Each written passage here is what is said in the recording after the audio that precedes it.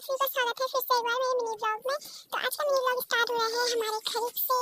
तो मैं आपको दिखाती हूँ हमारी गाय भैंस। तो आज हम रख रहे हैं गोबर। तो दिखाती हूँ हमारी गाय और ये है उसका बछड़ा यानी कि लालू हमारी, और ये है हमारी भौरी और ये है हमारी भैंस। तो दोस्तों यहाँ पे मम्मी आ गई है